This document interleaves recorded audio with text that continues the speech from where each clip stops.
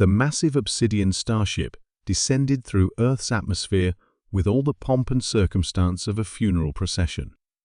Its hull gleamed with ceremonial plasma conduits that pulsed in rhythmic patterns, broadcasting the arrival of the Zephyrian Galactic Empire's most elite diplomatic vessel. Citizens across the globe watched their screens in breathless anticipation as humanity prepared for its first official contact with an alien civilization. Ambassador Vex Thul, the Magnificent, adjusted his ceremonial battle armor one final time, the 17 medals of conquest jangling against his chest plates.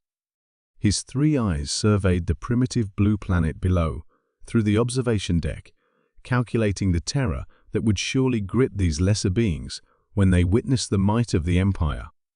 The Zephyrians had conquered 4,847 worlds across 17 galaxies, and each first contact had followed the same predictable pattern: awe, submission, then grateful incorporation into their glorious dominion.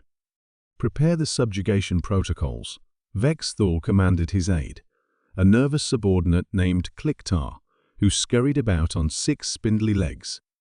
These humans shall witness the true power of our empire and bow before our superior technology. The landing site had been carefully chosen: Times Square in New York City, where maximum psychological impact could be achieved. News crews surrounded the area as the ship's landing thrusters carved geometric patterns into the asphalt. Steam hissed dramatically as the boarding ramp descended, revealing a procession of armored Zephyrian warriors carrying weapons that hummed with deadly energy. Vex Thul emerged at the head of the formation, his towering 8-foot frame casting an imposing shadow. His helmet's voice modulator amplified his words as he began the traditional conquest declaration that had never failed to reduce planetary populations to quivering submission. Primitive beings of the Third Rock, his voice boomed across the square, tremble before the might of the Zephyrian Galactic Empire. We have traveled across the cosmic void to offer you the tremendous honor of joining our vast dominion. Surrender now, and your species shall be granted the privilege of serving our glorious cause. The assembled crowd of humans stared in silence for exactly 3 seconds. Then, someone in the back started giggling. The giggle spread through the crowd like a contagion, building into chuckles, then hearty laughter, until the entire gathering erupted into uncontrollable hysteria. People pointed at the imposing aliens while doubled over with mirth, some wiping tears from their eyes. Vex Thul's 3 eyes blinked in confusion. This was not in any of the protocols. "Silence," he commanded, raising his plasma rifle menacingly. "You dare mock the representatives of the Empire?" This only made the humans laugh harder. A teenage girl near the front managed to gasp between fits of laughter. "Oh my God, they actually said tremble before our might." Like, seriously? Who talks like that? Did you see how he posed when he came down the ramp? Wheezed an elderly man. It's like he's auditioning for a bad space opera. Vex Thul turned to Clictar in bewilderment. In their species' 50,000-year history of galactic conquest, no one had ever responded to their arrival with laughter. Fear, yes. Worship occasionally. But amusement? It was unprecedented. A news reporter pushed through the crowd, still chuckling as she approached with her camera crew. "Excuse me, Mr. O, Ambassador? Hi, I'm Sarah Chen from Channel 7 News. Could you tell us what those medals are for? They look like the prizes my nephew gets at Chuck E. Cheese."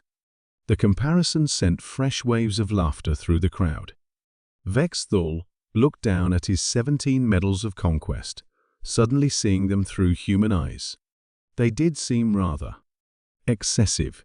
"These represent entire star systems brought under our dominion," he protested, but his voice modulator made everything sound melodramatically theatrical, which only fueled more giggles. Right, Sarah nodded, trying to maintain professional composure. "And the dramatic entrance? The smoke effects? Please tell me you have a whole production team behind the scenes." Kliktar whispered urgently to his commander. "Sir, perhaps we should retreat and consult the Cultural Analysis Division." This response was not anticipated in any of our scenarios. But Vex Thul was beginning to realize something disturbing. As he observed the humans more carefully, he noticed they weren't actually afraid of his advanced weapons or superior technology. They were examining his armor with the kind of amused appreciation one might show for an elaborate costume. Several were taking selfies with his warriors in the background. A small child approached fearlessly and tugged on his cape. "Mister, are you from a movie? Your spaceship looks like the one from Galaxy Warriors, Revenge of the Metal People." The ambassador's aide frantically consulted his datapad. "Sir, it appears these humans have an extensive entertainment industry based on fictional galactic empires. They seem to view our arrival as derivative." "Derivative?" Vex Thul sputtered. An elderly professor pushed through the crowd, adjusting his glasses. "Fascinating. You've clearly studied our popular culture extensively. The evil galactic empire trope is quite well established in our fiction. Though I must say, you're committed to the bit. The costumes alone must have cost a fortune." "These are not costumes," Vex Thul roared, but his protest was drowned out by more laughter. Sarah, the reporter, was now conducting impromptu interviews with the crowd. "So what do you think about humanity's first contact with alien life?" "Honestly," replied a college student, "I'm a little disappointed. I was hoping for something more original. This feels like every sci-fi B movie I've ever seen. When do they get to the part where they demand our leader?" As if on cue, Vex Thul straightened and declared, "Take us to your leader." The crowd exploded into applause and cheering. Someone started a slow clap. The college student turned to the camera with a grin. "Called it?" For the first time in his military career, Ambassador Vex Thul, the Magnificent, felt something approaching embarrassment. The mighty Zephyrian Empire, conquerors of thousands of worlds, had apparently been upstaged by human imagination. Their elaborate first contact protocols, perfected over millennia, had been reduced to a source of entertainment. Kliktar approached nervously. "Sir, what are your orders? Should we proceed with the subjugation?" Vex Thul looked out at the laughing, selfie-taking, utterly unimpressed human crowd and made a decision that would reshape galactic history.